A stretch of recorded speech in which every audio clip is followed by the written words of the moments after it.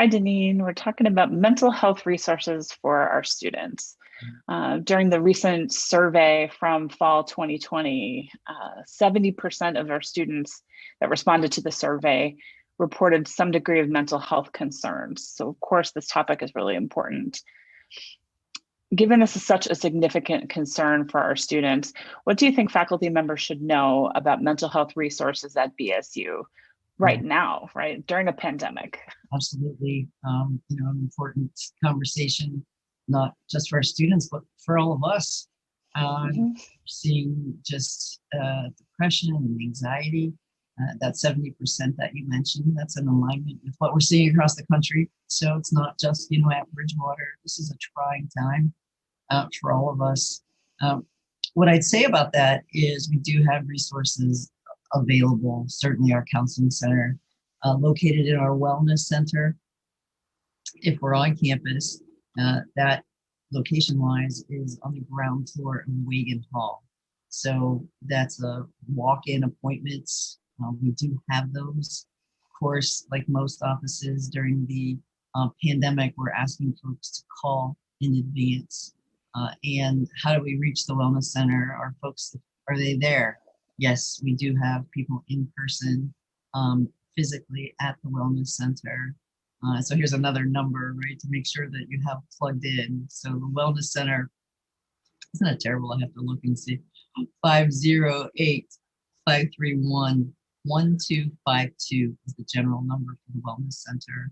And faculty are welcome to call on behalf of students or give that number to students to call on their own. Right, in the old days, we would have said, "Let's walk together."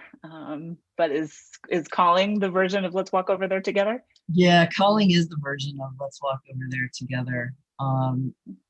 Which, just like most other services on campus, our counselors have had to sort of retool their work. They've found a lot of success actually with Zoom. That's not without its challenges, but there are Zoom appointments that students quite like.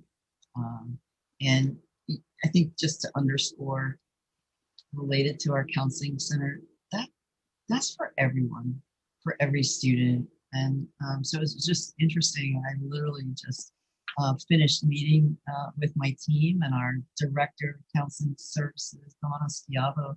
I'd asked her to share some information about what we're seeing in the wellness center. And interestingly enough, we're seeing 37% of BIPOC students using the counseling center, which really, I guess, debunks that narrative out there that students of color are not using our services. And so that's just a anecdote that came up shortly. So since we're doing this, I thought I'd share.